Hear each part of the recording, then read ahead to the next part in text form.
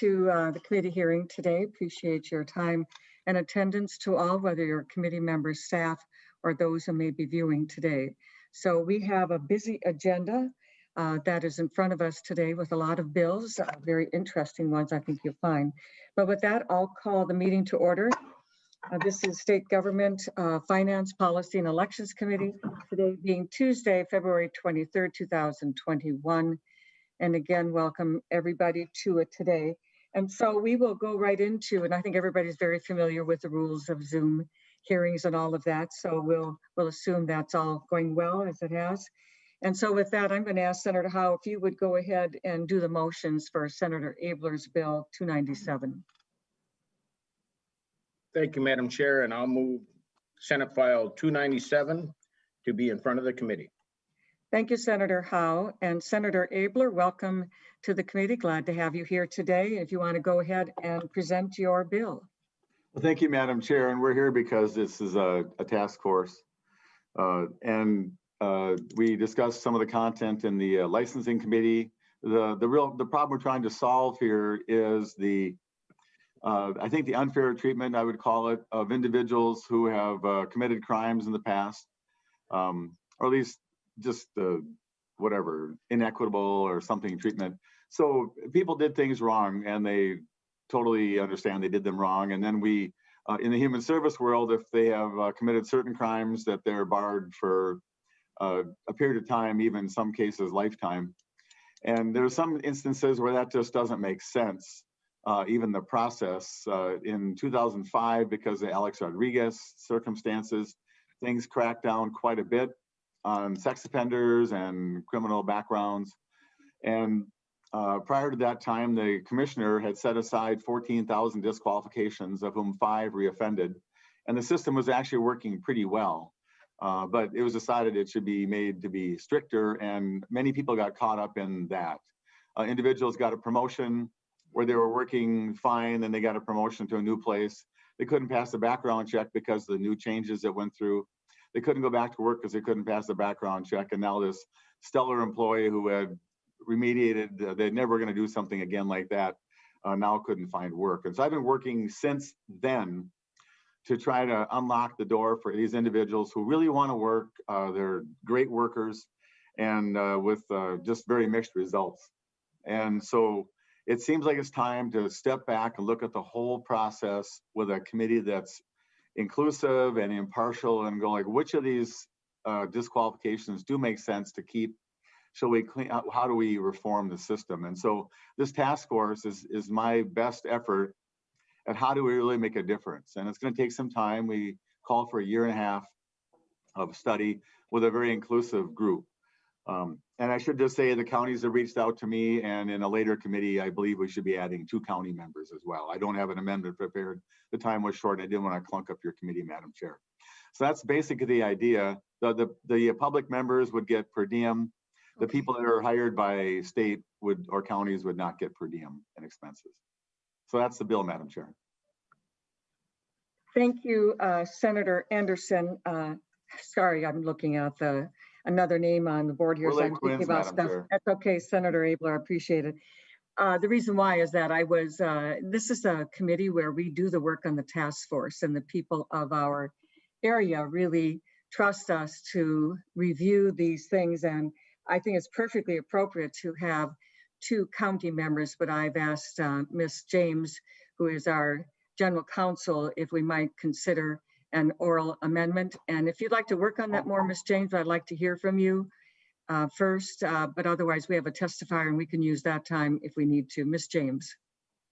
Madam Chair, Senator Abeler, if you have details on how we would describe these county members, I'd be happy to put something in language. Well, thank you, and I have an email. I'll try to look it up during testimony here. But I didn't know that was even an opportunity to do that yet today. She just contacted me this morning. So let me see what I can find, and I'll thank you. Right. Yeah, thank you, Senator Abeler. And so you, Ms. James, can work on some language. And then in the meantime, though, we have a testifier, Ms. Cindy Cunningham. And so let's use this time to hear from Ms. Cunningham. So I'm assuming, Ms. Cunningham, you are, don't see you on the Oh, there you are. There you are, Ms. Cunningham. Very good. Just want to be sure you're there so I don't call on you mistakenly. Ms. Cunningham, please go ahead and testify. And for the audio record, your name and who you're representing. Ms. Cunningham. Thank you, Madam Chair and committee members for this, and for Senator Abeler for bringing this forward. I was on the licensing committee hearing, but I wanted to speak up again today on a couple of points. I am Cindy Cunningham. I am a family child care provider licensed for over 24 years. I'm also the public policy chairperson for MCPIN, which is the Minnesota Family Child Care Association 501c3. So I'm representing and discussing from that perspective. I was also had the privilege of being on the Licensed Family Child Care Task Force recently, and I think that could be used as an amazing model of bringing forth all kinds of sides and directions into deeper discussions than just making quick decisions, to where we were able to bring forth some great results and collaborative efforts. I'm speaking in favor of this bill.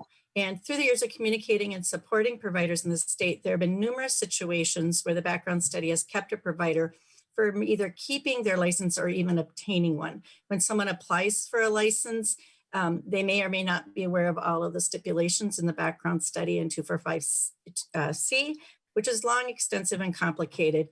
They make the application, and then at that point in time, someone in their household may be disqualified and they were not prepared for that. It goes on their public record again, and it may or may not be an offense or an activity that actually would end up causing harm to children.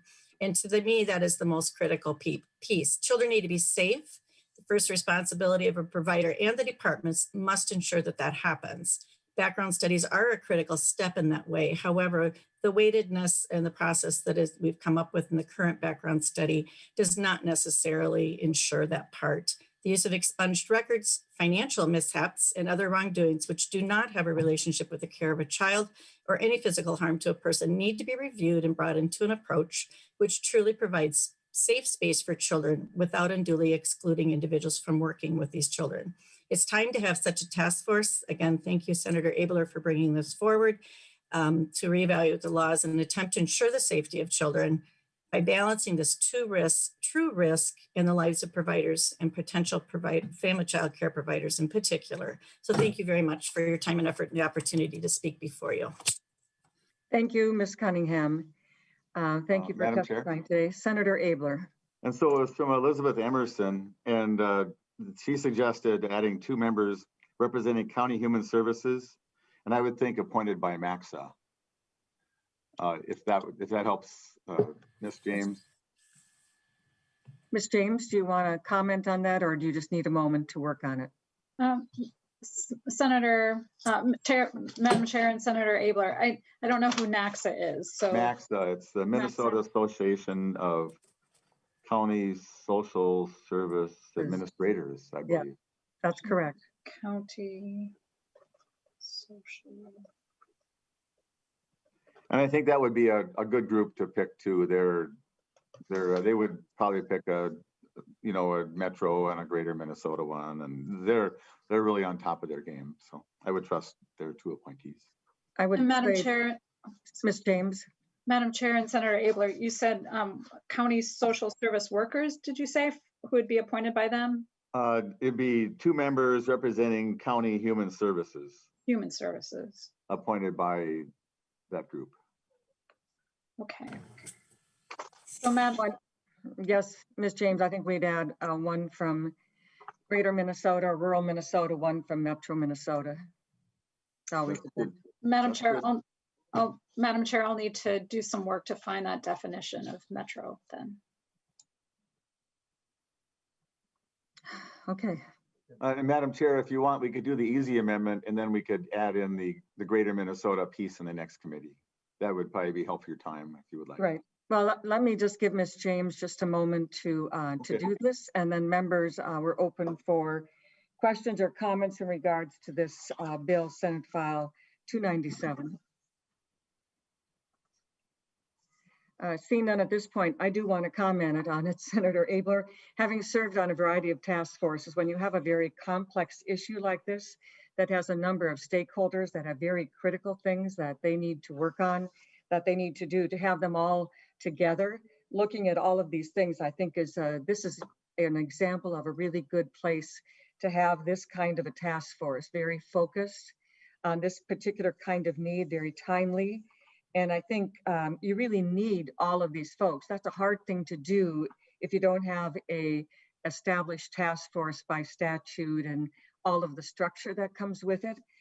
It still is going to be a lot of things to iron out. There are a lot of issues to think about here. But I think from what I've seen on your structure and the members, other than adding the 2 counties, I think, which is a really good thing to do. I think that having a task force like this, I know that some of the questions I think of is how many. I don't know if you can determine that without having a task force consider that. Other So, than Madam that, Chair, yes, Senator Abeler. well, I'm trying to depoliticize this topic. It's whenever you soften who can work, then you've been through these debates. Oh, so you're going to allow a person who did this to be with young children. Mm-hmm. And so the answer really is yes, but then it's difficult to take that vote because it's going to show up on a postcard somewhere. And so I hope that if there's a consensus, at least on certain elements on this, that the task force report would be considered, and that both House and Senate and both caucuses would be willing to embrace that and not use it as a tactic for an election.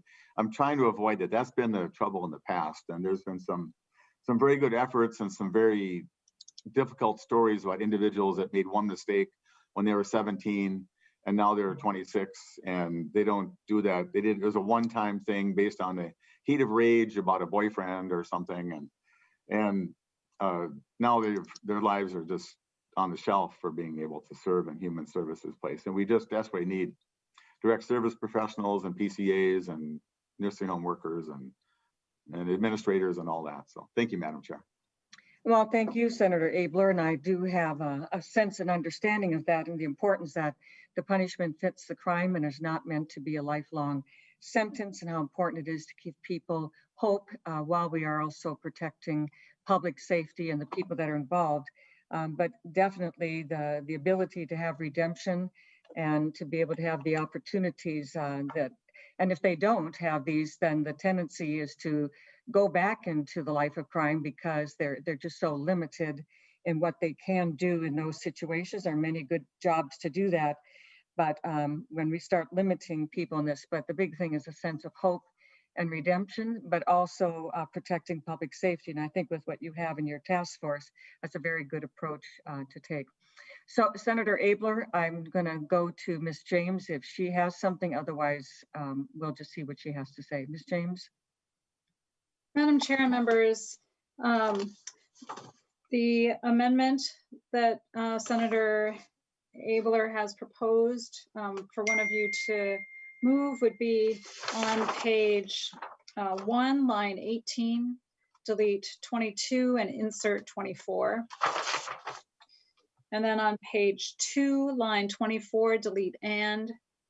Page 2, line 26, after leader, insert semicolon and parens 14, close parens, 2 members representing County Human Services, appointed by the Minnesota Association of County Social Service Administrators, comma, 1 representing the metropolitan area as defined in section 473.121, subdivision 2, and 1 appointed to represent the area outside the metropolitan area, period. Oh, you don't need to put the period because it's already there. Thank you, Ms. James. The details of our staff, to the point of whether you need a period or not, by the way, is very important. So thank you, Ms. James. Members, do you have any questions about that language of the oral amendment? Seeing none, Senator Abeler, do you accept this amendment language? And I'll go to Senator Howe to move it. It's a very good amendment. I just want to take the opportunity to commend our staff. I've been here a long time, and every day I'm continually impressed with the caliber of who does all of our council. And Ms. James is an example of that. So thank you. Thank you, Senator Abeler. With that, Senator Howe, would you proceed to move the amendment? And I believe it doesn't have a number, does it, Ms. James? It's an oral amendment? Okay. Senator Howe. Thank you, Madam Chair, and I'll move the oral amendment to Senate File 297. On that motion, please unmute yourselves. Be sure you are on camera, and I'll call for a vote. All those in favor of the oral amendment as stated, please say aye. Aye. Aye. Aye. All those opposed, please say nay. There being no nays, the motion is adopted and the amendment is placed on to Senate File 297. With that, Senator Abeler, would you like to make closing comments on your bill? No, I appreciate, well, I would, just very short.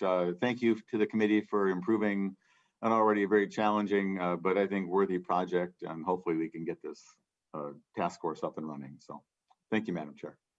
Thank you, Senator Abeler. With that, members, we'll proceed to voting on the bill. Senator Howe, would you make the motion? Thank you, Madam Chair. I move that Senate File 297 as amended is recommended to pass and re-referred to the Rules Committee. On that motion, everybody please unmute and be on camera. On that motion, all those in favor say aye and raise your hand. Aye. Aye. Opposed? Same sign. Seeing none, the bill is adopted as amended. Senate File 297 is on its way to the Rules Committee. Thank you, Senator Abeler. Thank you, Madam Chair and members. I really appreciate it. Thank you. Members, we'll proceed to our next bill on the agenda today, and that is Senate File 948. Senator Johnson, welcome to the committee. And for the record, again, your name and so on, and just state that, then go ahead and present your bill. If you have amendments, please state that as well. All right. Thank you, Madam Chair. Appreciate, and committee members appreciate the opportunity to be here today to speak. I'm State Senator Mark Johnson. I hail from Senate District 1, the #1 district in the state. So appreciate the opportunity to be here. So before we get going, I just want to do a little pop quiz. I know you probably weren't ready for that, Madam Chair and members, but I just want to do that. So I've got a multiple choice question here. It's actually three parts here. So the Bugatti Chiron, the Porsche Taycan Turbo S, and the Tesla Model S have one thing in common. And I wonder if anybody can get that or understands what that is. They're very expensive. That's right.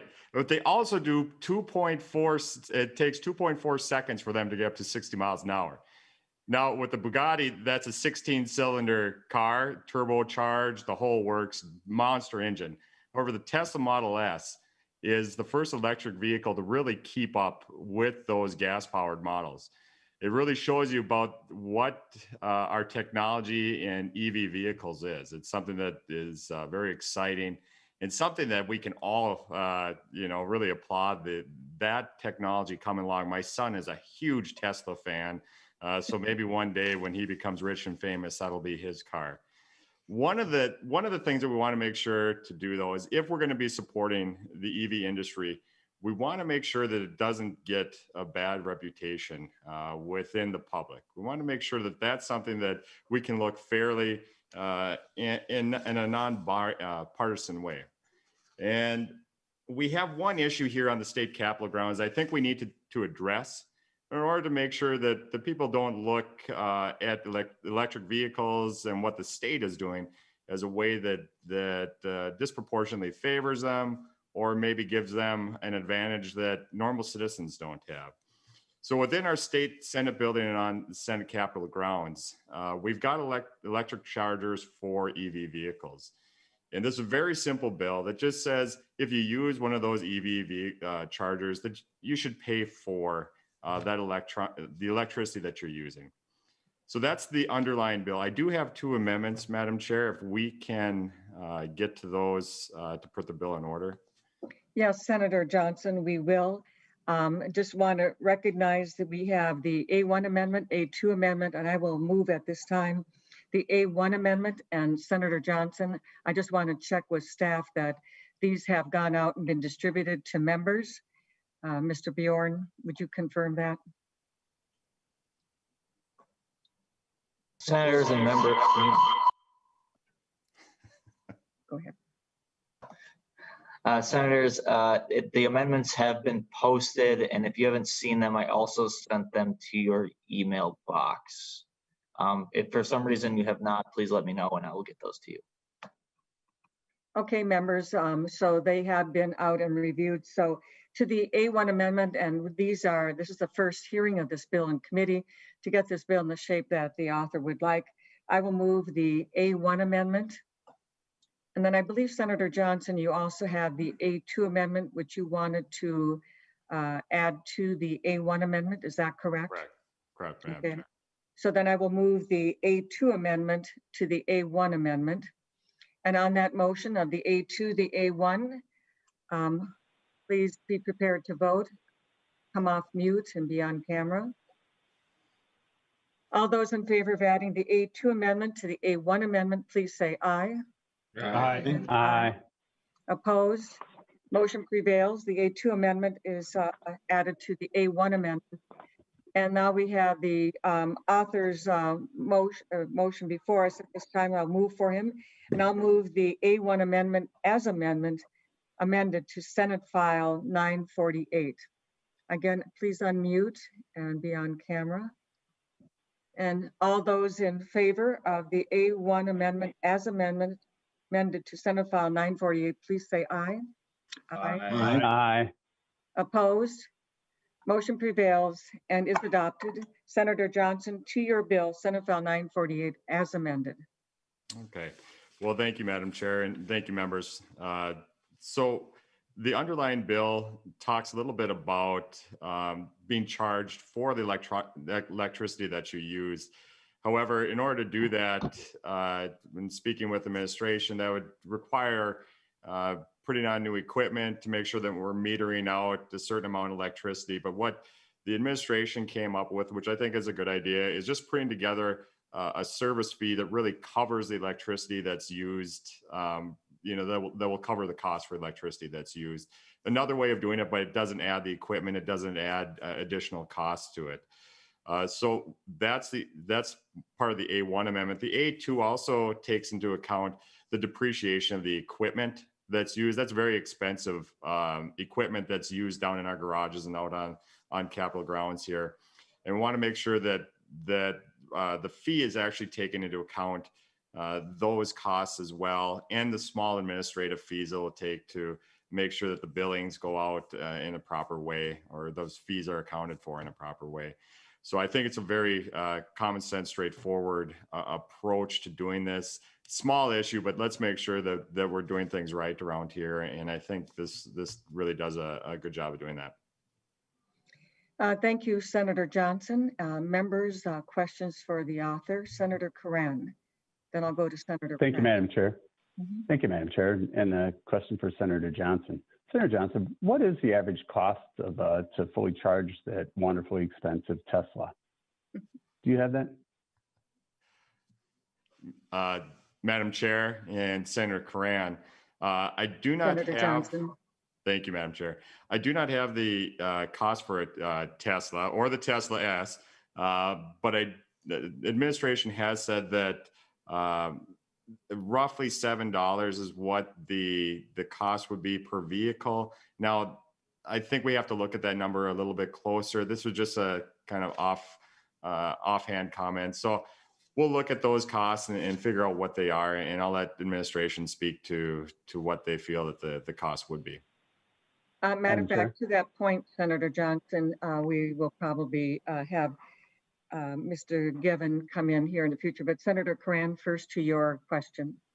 Senator Thank you, Curran. Madam Chair, and thank you, Senator Johnson. Yeah, recent articles that have popped up between $13 to $18 for a full charge on a Tesla.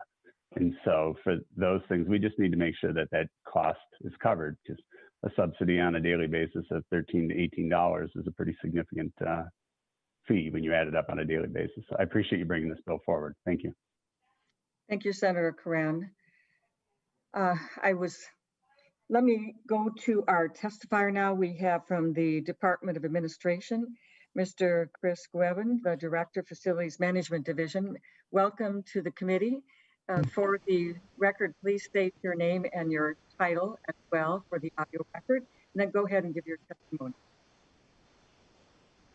Okay, good morning, Madam Chair, members of the committee. I'm Chris Given. I'm the Director of Facilities Management for the Capitol Complex. So we oversee the operation Mr. of the Gwevin, building your audio and is the very parking. Mr. Given, your audio is very crackly and distorted. We want to hear what you have to say. It is. And oh my goodness, I know because you all have been coming in very broken to me. Is that better? Yes. Yeah. Yes. Yes. Better Okay. try. Yes, I'm Chris Given. I'm the Director of Facilities. Okay. Chris Given, Director of Facilities Management, the Capitol Complex. Good morning, Madam Chair, and members of the committee. Did you hear that? It is crackly, but we'll kind of get the gist of it. Thank you, Senator Johnson. Mr. Grevin, Yeah. you are still crackly. I'm sorry, If you just speak slow, Mr. Grevin, if you just speak a little slowly, we'll try and catch what we can. Unless you can change your audio, we'll go to another question and we can come back to you if you'd like to try better audio. Okay. Okay, I can hear you a little better now.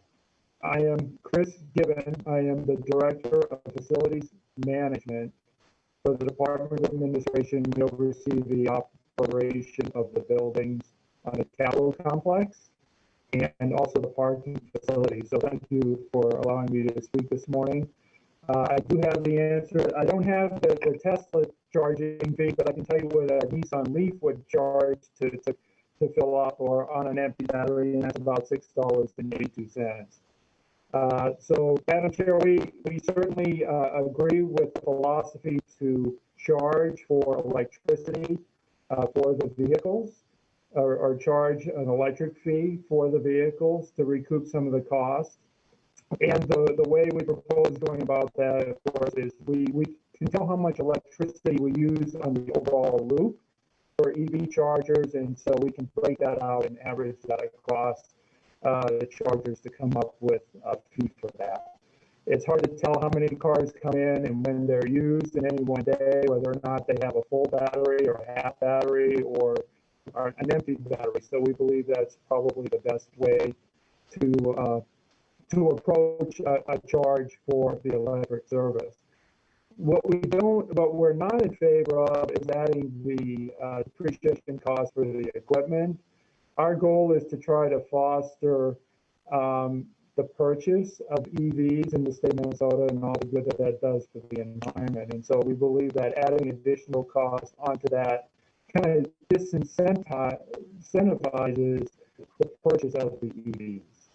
So that's our position with regards to that. But certainly we do support having EV owners pay for the electrical service that they receive when they come in and use those chargers. So this concludes my statement, and I can take questions. Thank you, Mr. Grevin. It's kind of interesting. Mr. Grevin, can you let me know, do they have gas stations on the Capitol Complex? I mean, it gets a little inconvenient to stop on the way home to get gas. Do we have gas stations on the Capitol Complex so that I could get gas?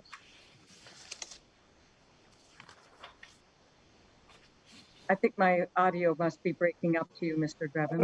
Madam Chair, no, we do not have. It is, but I heard the question. You asked if we had gas stations on the Capitol Complex.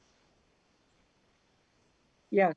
And we do not. We have gas stations very close to the Capitol Complex, but we do not have them on the Capitol Complex. Thank you, Mr. Grevin. With that, members, I'll go on to other questions. Senator Pratt, or comments.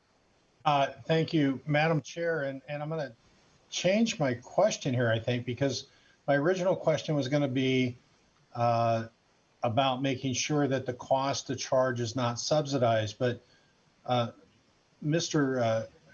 Givens, why are we charging why is the intent to charge a flat fee versus say a per kilowatt? Don't we have the ability to measure actual usage versus estimated usage?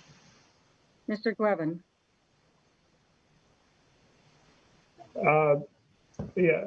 Senator, no, we do not. We don't have the metering capability and software that is required. That's very, very expensive. And for the amount of electricity that we do use, it's minimal. But what we do know is what goes to the EV chargers overall. And so it's kind of like an apartment complex. You know, when you have utilities included in your rent, the owner probably knows what they're using for electricity overall, and they apportion it across the system. And for us, that's the best way to do it. Because if we had to install, and I don't know what the exact cost of it is, but just a meter in itself is almost $5,000, and that's without the ability for point of sales. So it would be huge, and the parkers pay for that. And so, you know, for us, it's better. We know how much electricity we're using, and, you know, we can distribute it evenly across the charging station. And Thank you, Mr. comes out to a reasonable fee that takes care of that cost. Thank you, Mr. Gwevin. Senator Pratt? Thank you, Madam Chair and Mr. Gwevin. So you mentioned the being opposed to the depreciation cost.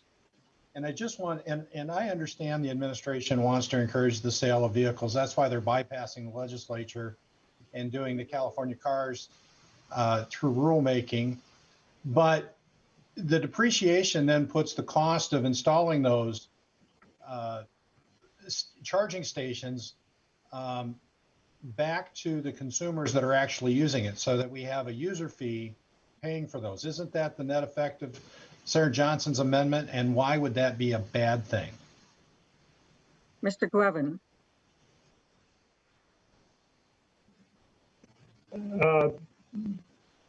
Madam Chair and Senator, certainly it's not a bad thing. It's just our position that we want to do what we can as stewards of the environment to facilitate the purchase of the EV vehicle. So this is a small token. You know, the equipment is there. And so therefore, we thought it would behoove us to help with moving the purchase of EVs along and just make it a little less distracting, or, you know, it would help facilitate the process. Thank you, Mr. Gwevin. Because your audio breaks up a lot when you give long answers, it's especially difficult to follow. Senator Pratt, do you have further or? Thank you, Madam Chair. Just a comment, and that is, you know, we can talk about it specifically at the Capitol complex, but I think this is, you know, including the depreciation and having users pay for the infrastructure is important as we move forward. Just like we have gas tax and fees on cars to pay for the roads and the infrastructure that we have. If these are going to be state-owned assets, then we should have user fees to pay for them. So thank you for bringing that amendment, Senator Johnson. Okay, thank you very much, Senator Pratt. Senator Coran, did you have another question? Thank you, Madam Chair, and Mr. Given. Isn't it the legislature's role and responsibility to determine what we foster and decide and promote? And if we're going to spend taxpayer money, that really is our responsibility. And so I would, and unfortunately, it appears the line of questioning that Senator Pratt brought down is that you were unprepared, or were unprepared to actually charge the fair value of the utilization based on the consumption of an individual vehicle. Wouldn't it be unfair to somebody who uses their electricity more wisely and maybe doesn't have a high performance Tesla and maybe only uses a couple dollars a day versus a Tesla who will consume $18 a day for a full charge? You know, to utilize the excuse of the metering is expensive to add on. Shouldn't that have been right from the very beginning, along with the payment mechanism? Technology today allows for a very simplistic electronic payment vehicle, and utilization, the private sector does it all the time. And so it's unfortunate you've chosen to go around the legislature, but I think you guys should support this and make sure that when we move forward, we don't install any more free charging stations without a vehicle and method to support it. And again, that should come through this legislative body. So thank you, Madam Chair. Thank you, Senator Coran. Members, I see no further questions or so on. So Senator Johnson, if you'd like to make closing comments. Thank you, Madam Chair, members. I appreciate the question. I think this just is something that we need to kind of move forward in building our policy on electric vehicles going forward. So appreciate the opportunity to be here, and thank you, Senator Kiffmeyer, members. Thank you, Senator Johnson, for focusing. We just want to make them pay their fair share. With that, members, we will go ahead to a vote on Senate File 297. I move Senate File 297 as amended be recommended to pass and be re-referred to the Rules Committee. I'm sorry. Sorry, got my place here. I will delete that, abort that motion. I will move Senate File 948 to be recommended to pass as amended and be referred to the Transportation Committee. Members, please unmute and be on camera. And with that, all those in favor say aye. Aye. Aye. Opposed? Motion prevails and is adopted. Senator Johnson, you're on your way to the Transportation Committee. Thank you.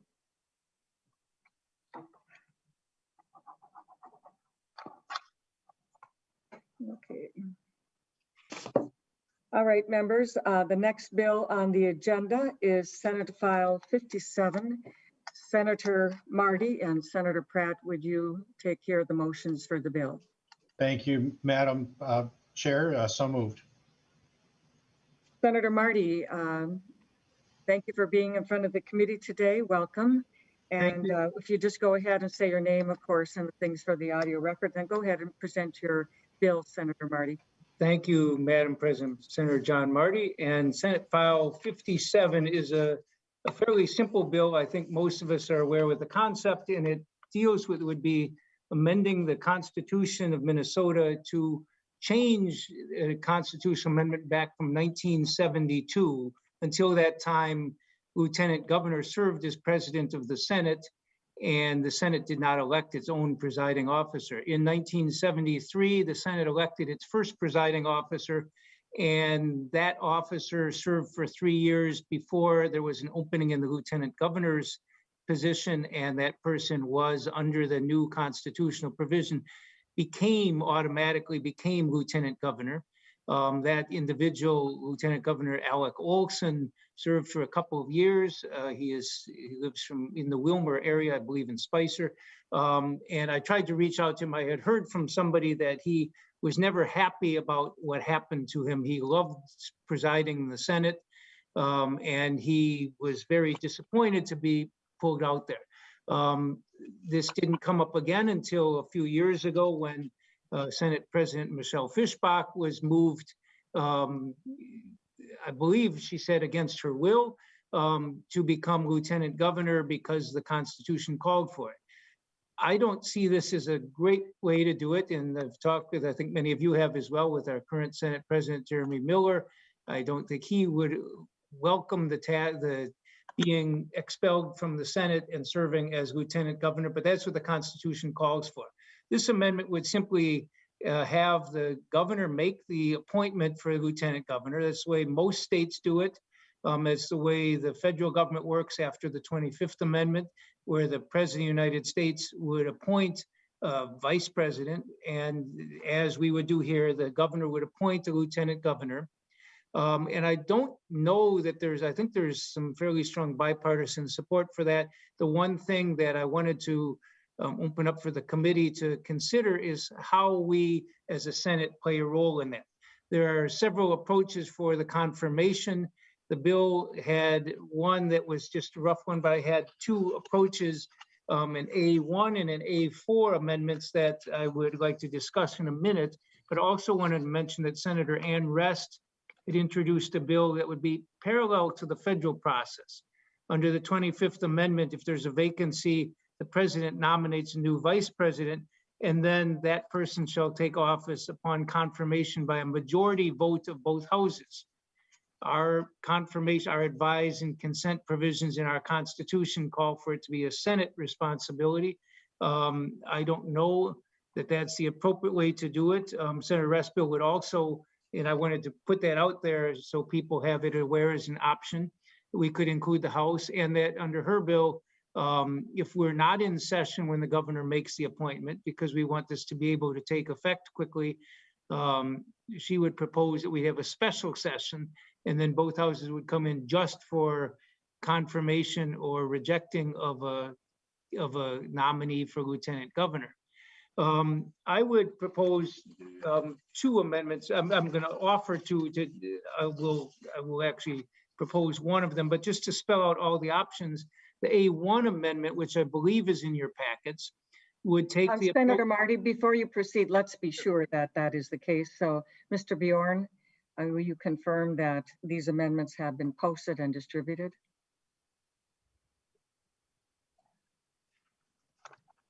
You're mute.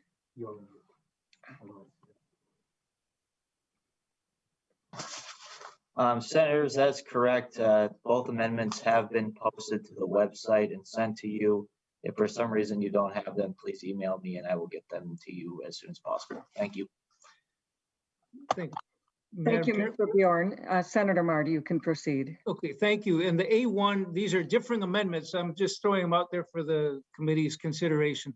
The first one would just allow the governor to make the appointment without any advice and consent, with the basis for that kind of thing would be that the governors basically pick their lieutenant governors anyway. They all do pick them, but the difference in the normal process is that after they pick their nominee for it, then the voters elect the ticket. I think the gubernatorial candidate has 99% of the reason people vote for the ticket, but the voters, if the person was so inappropriate, the voters could vote against them. So this would not have that voter approval, but this is one other option I wanted to throw out there, and that is that the governor could make the appointment with no confirmation. The second approach, the one I would like to have offered as an amendment, is the A4 amendment, which would simply have that when there's a vacancy, the governor would nominate, would appoint, in effect, would appoint his or her choice for serving as lieutenant governor. And in doing so, the appointment, they would begin serving immediately, but would only serve if they were not rejected by the Senate. And the Senate in that way would be similar to the process we have it now, where a candidate for a nominee for commissioner or a state agency head, we have the ability to confirm, and they serve until and unless they are rejected by the Senate, meaning we have a floor vote and they do not get confirmed in the floor vote. They do not have enough votes for confirmation. So this would basically try and take that process, but it would put in a timeline, because I think for a lieutenant governor, because many cases lieutenant governor might have no responsibilities other than being first in line of succession. I don't know that it's a healthy thing to leave this hanging there. So what this proposed amendment would do would be that they would serve as lieutenant governor unless rejected by the Senate, and the Senate would have to make a decision within a 30-day period of time, or if we're not in session, within 30 days of when we next meet, either in regular or special session. Again, as I mentioned, you could go with the approach of Senator Rest's bill, where you would call a special session to do it so it happens right away. But I'm not sure. I mean, to me, it didn't seem like it was worthy of a special session just for that. And that since I think we recognize that a candidate for a governor is going to pick somebody they feel comfortable with working with. I like the idea of us having the advise and consent, but I think it should be within a period of time. So I would ask that you consider the A4 amendment, but in any way, how we do this, I don't think, I think any of you who watched what happened in the last few months with Senator Miller stepping down because he really did not want to leave the Senate, and having watched that 3 years earlier with Senator Fischbach, I don't think that's the way we want to do it. It leads to political game playing understandably, both sides are trying to protect their members and gain members and everything else. And that's not serving the Senate well. So to me, this is a simple amendment. I believe it would have strong voter approval, but we do have the one question of how one should deal with confirmation. And so I would encourage the A4 amendment, but I offer these three options just so you see the full range of what's out there. Thank you, Senator Marty. Members, just for your information, this bill, I will be laying it over for possible inclusion, but my position in hearing it today was to be able to have this kind of a discussion. So at this time, it's open for questions of Senator Marty or any other comments, and I'll first go to Senator Osmic. Thank you, Madam Chair. Can you hear me? Yes, we can, Senator Osmic. Great. Senator Marty, first off, I fully agree with the need for the bill itself. I disagree with adding the other body in the confirmation process for a number of different reasons. Most importantly, because they're currently not part of any of the confirmation processes right now. And I don't think letting that camel's nose under the tent is a good idea. But that being said, I do have concerns over the not having a special session or triggering a special session, because this is a very important position. The Lieutenant Governor granted, you know, as some people said, the Vice President of the United States is basically a caddy or other derogatory terms. The Lieutenant Governor is a heartbeat away from being the leader of the state of Minnesota in the executive branch. And I think that certainly is important enough for the Senate to be called back in for a special session to confirm that, or to go through the confirmation on the Senate floor. I'm sure we would probably, unless it was someone that was wholly unqualified for whatever reason, I'm sure we would probably just confirm them. But I do have concerns that we don't do that for the following reason. You know, the way the amendments are written, and you can respond to this then, the way the amendments are written, it's entirely possible that the Lieutenant Governor could resign or be appointed to the United States Senate or whatever the case might be. And then the new Lieutenant Governor is appointed by the governor. And let's say that 2 days later after the appointment, the governor gets hit by a bus, God forbid. Then the Lieutenant Governor, who's already there, is already been appointed, would ascend to becoming governor without that confirmation process, the way I'm reading this. So I guess I'll let you respond to this. I'm sure that's not necessarily your intent, but I do think that having a confirmation, a shot in the Senate is very important to this process. And I'll let you respond. Thank you, Senator Osmic. Senator Marty? Madam Chair, thank you. Yes, Senator Osmic, I agree with you, one, about the importance of getting this right, and two, about there being a Senate confirmation. Yeah, I certainly, when I was thinking about special session just for this, I was picturing some people saying, well, yes, but I have no objection to that. I think the idea, my main point is it should happen quickly. And I think 30 days within the appointment would make sense. And that could easily, this A4 amendment could easily be done just to change, or if their Senate legislature is not in session, that the governor should immediately call one for within 30 days. I do think that that's an appropriate thing, and your scenario, which is an unlikely one, but these unlikely things do happen in time. And once we put something in the Constitution, we want to make sure it's right. So I'd be very favorable to changing it so that the 30-day period, would happen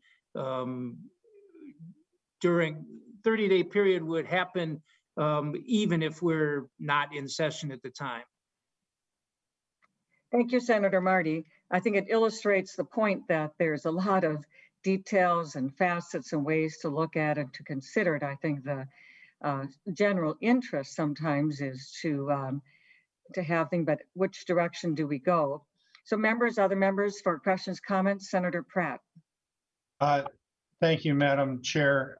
Senator Marty, I agree with some of Senator Osmic's concerns. and one being unless rejected, just because of how we've seen, and certainly I would also object to including both chambers being part of the confirmation process, just because of what we've seen with the politicization of the emergency powers, so rather than fall into that, I think there has to be an affirmative vote rather than just a negative vote, and I would encourage consideration of that. Thank you, Senator Pratt. Senator Marty, would you like to respond? Senator Marty. Madam Chair, Senator Pratt, yes, I don't disagree with it. The negative vote means, but in other words, the one suggestion that I think that Sarah Osmek made that I guess I didn't respond to directly, and that is that the candidate, the nominee would begin serving before this. And I'm fine with if it's within 30 days, Yep. I'm fine with the idea of having it be that upon confirmation and that the Senate has to vote on it within 30 days. If we're going to go through the step of having a special session, we can do it as fast as we want. And in that case, I don't have any objection to the idea of the nominee not taking office until we confirm them. But so that would be a simple way, and Ms. James, I'm sure, could easily draft it. But yes, I'm not pushing for the idea that they have to take office right away. I'm pushing for, I was concerned if we were going to have them wait until January of the next year, we have no lieutenant governor for a half year. But if we're going to have a special session, it makes sense to do it right away and not have them take office until confirmed. And thank you, Senator Marty. Senator Pratt. Oh, thank you, Madam Chair. And Senator Marty, I agree. And I guess that was the scenario. If the person is serving, then it would be a negative vote by definition. So thank you for clarifying. Thank you, Senator Pratt and Senator Marty. Ms. James, did you want to weigh in here on something?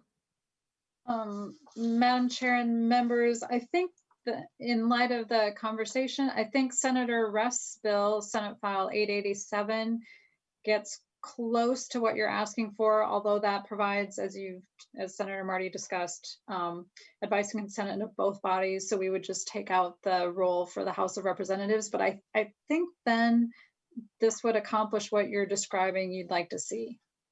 Thank you, Ms. James. I don't know if we're at consensus yet. I think it's a very debate kind of a situation, and I appreciate that information. Senator Carlson.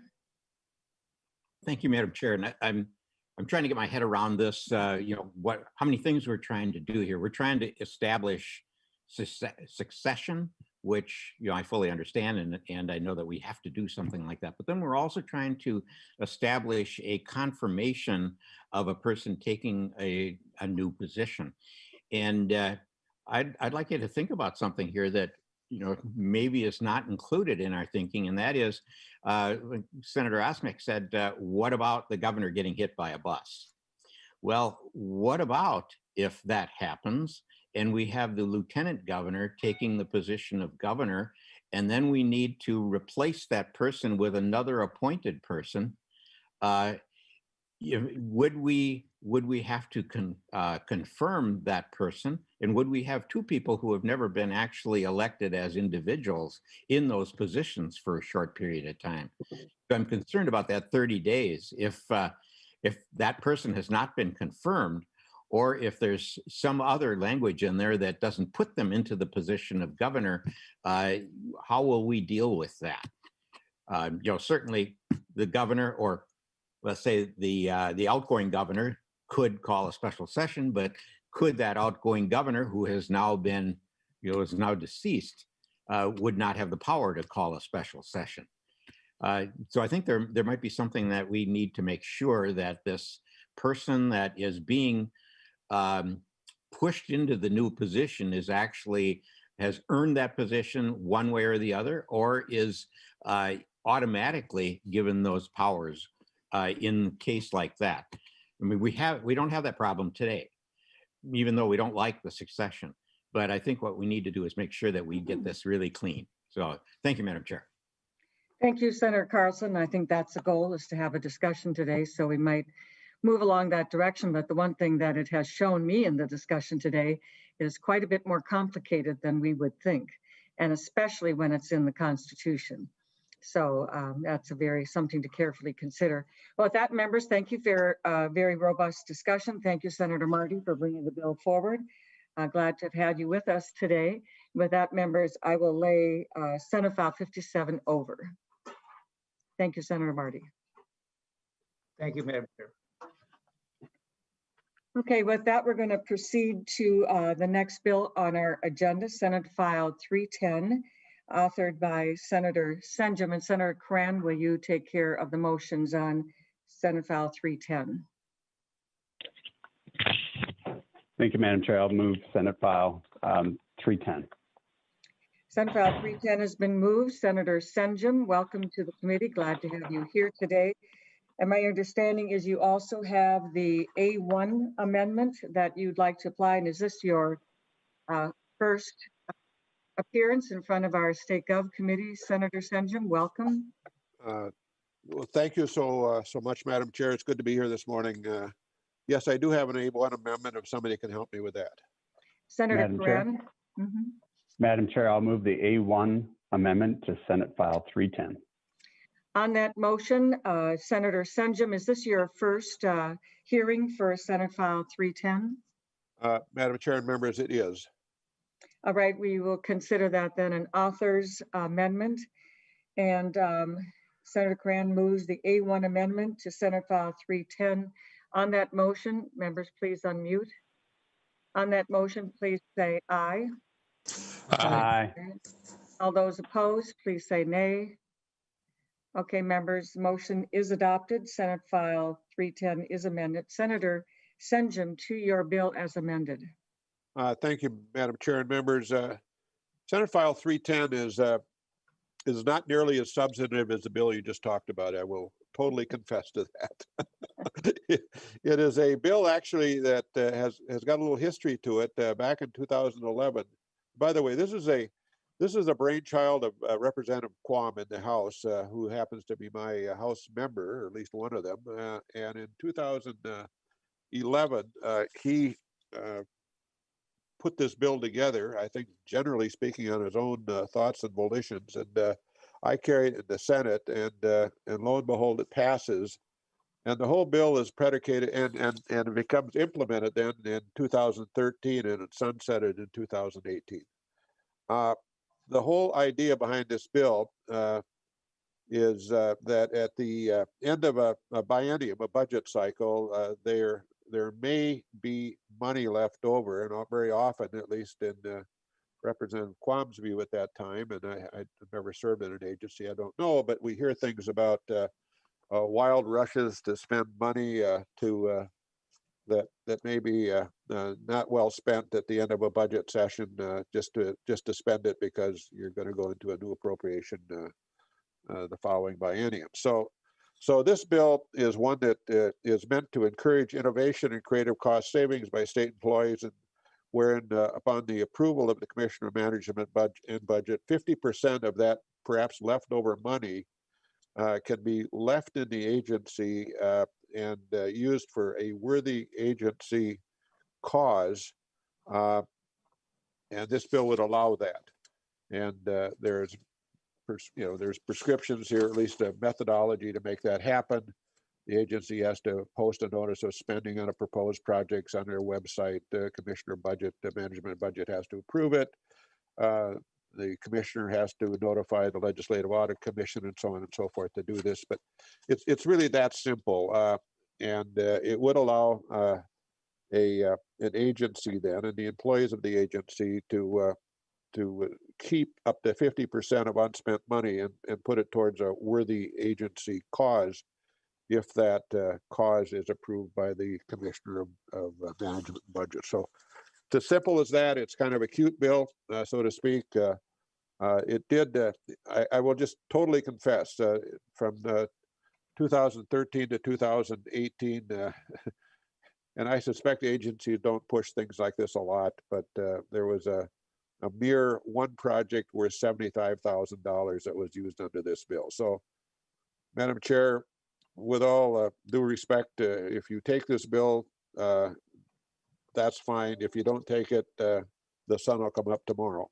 And so it's that kind of a bill, but Senator Quam or Representative Quam has it in the House, and we'll see where it goes over there. But I just present it for your consideration this morning. Thank you very much, Senator Senjem. I think it's an intriguing idea. It incentivizes efficiency and savings and gives them some ability to apply to use those funds within their agency for a program. As you know, Senator Senjem, they frequently come before us for a program they'd like to do. And then the legislature has a say in that. But in this case, it establishes a little different basis.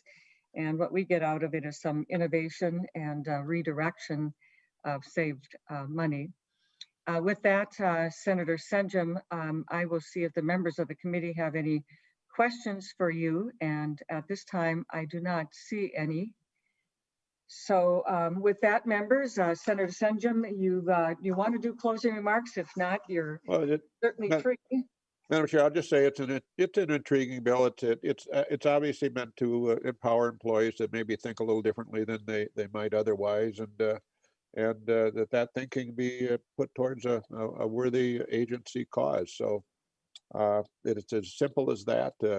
If you adopt it, it's not going to hurt a lot. If you adopt it, it's perhaps not going to help a lot. But maybe trying to create a culture of thought and savings relative to spending money wisely in agencies is not a bad idea.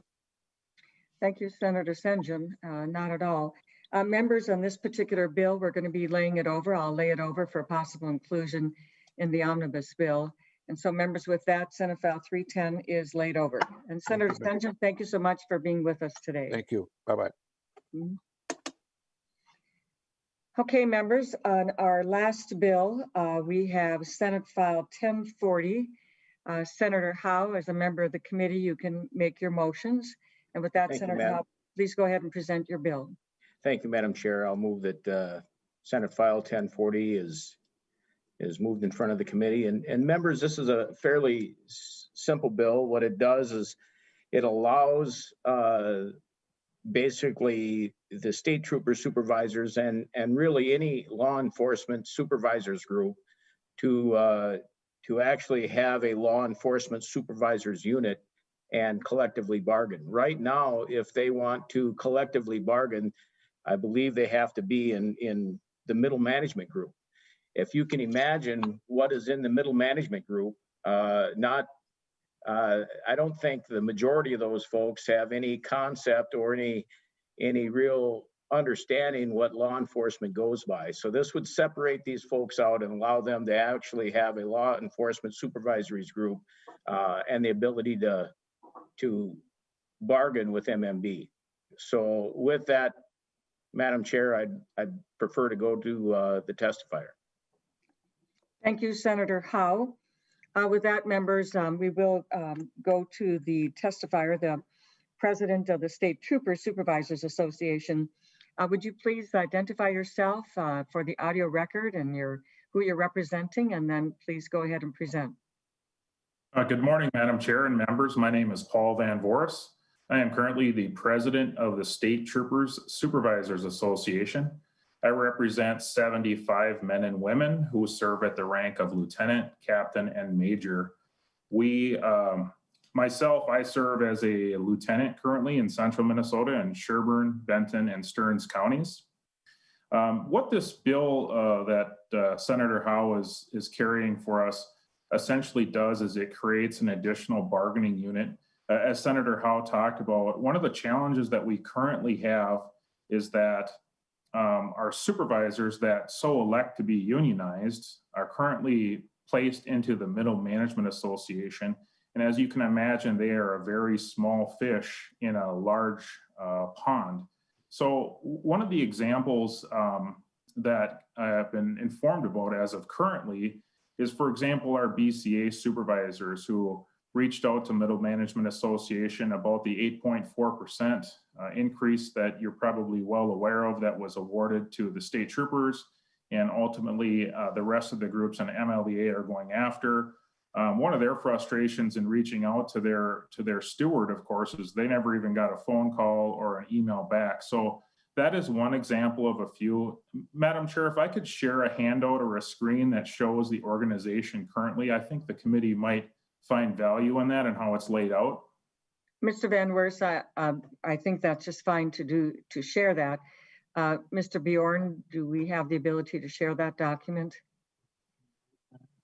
It's coming? Okay. Yeah, it's up for my view, members. Are you all okay? All right. Go ahead, Mr. Van Wers. Thank you, Madam Chair. On the screen, you're going to see different classifications within state law enforcement.